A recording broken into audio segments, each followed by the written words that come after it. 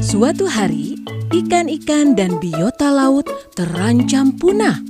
Salah satu penyebabnya karena menggunakan deterjen yang tidak tepat. Semua berawal saat kamu mencuci. Kamu berpikir, semakin banyak busa, pasti bajunya jadi semakin bersih dong.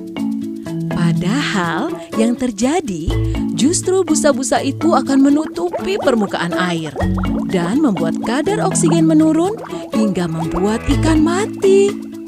Selain itu, kalau kamu menggunakan deterjen yang tidak tepat, ada kandungan kimia pembersih yang kurang ramah terhadap lingkungan yang berpotensi untuk mencemari air hingga ke sungai. Namanya fosfat. Fosfat ini memicu tumbuhnya eceng gondok yang menutupi permukaan air. Kemudian membuat cahaya matahari yang masuk ke dalam air menurun dan menyebabkan kadar oksigen jadi turun. Membuat ikan-ikan di sungai pun jadi mati.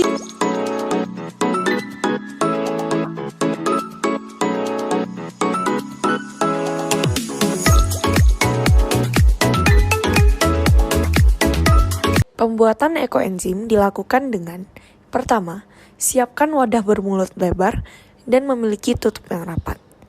Kedua, bersihkan wadah dari sisa sabun, sisa bahan kimia, atau kotoran lainnya. Kemudian, isi dengan air bersih sebanyak 50% dari total volume wadah. Selanjutnya, timbang gula merah sebanyak 1 bagian dari formula ekoenzim dan dilarutkan ke dalam air yang telah diisikan wadah. Di sini, karena kami menggunakan 5 liter air, maka kami menggunakan gula merah sebanyak 500 gram. Kemudian, limbah kulit buah atau sisa potongan sayuran ditimbang sebanyak 3 bagian dari formula ekoenzim. Jumlah jenis limbah kulit buah dan sisa sayuran yang digunakan minimal berjumlah 5 jenis. Di sini kami menggunakan limbah kulit buah sebanyak 1,5 kg. Kemudian, potong kecil-kecil bahan organik tersebut dan cuci menggunakan air bersih. Setelah itu, bahan organik dimasukkan ke dalam wadah, diaduk, dan pastikan semuanya tenggelam. Yang terakhir, wadah ditutup rapat hingga tidak ada udara yang masuk.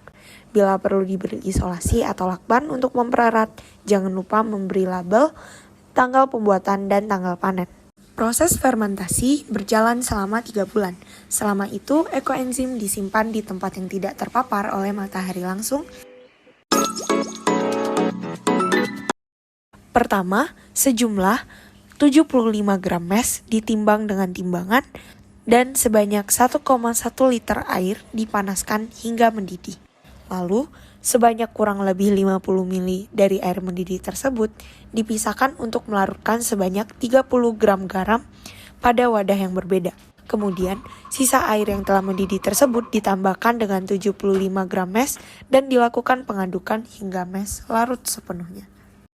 Sebanyak 120 ml ekoenzim ditambahkan ke dalam larutan mes dengan pengadukan terus-menerus supaya ekoenzim tercampur rata.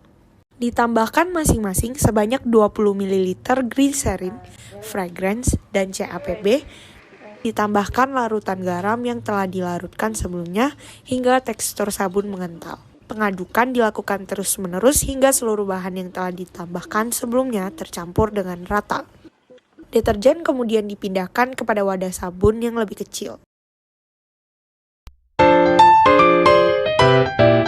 Ini adalah hasil deterjen yang telah dibuat. Selanjutnya, deterjen digunakan untuk melakukan uji terhadap sampel kain dan piring yang dengan sengaja diberikan kotoran.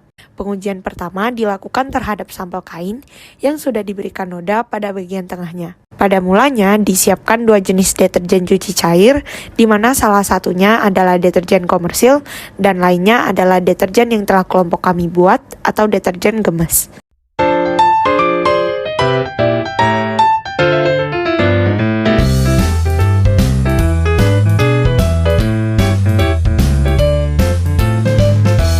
Kain yang sudah dioleskan deterjen secara merata kemudian dimasukkan ke dalam wadah berisi air untuk perendaman. Perendaman kain dilakukan selama 30 menit.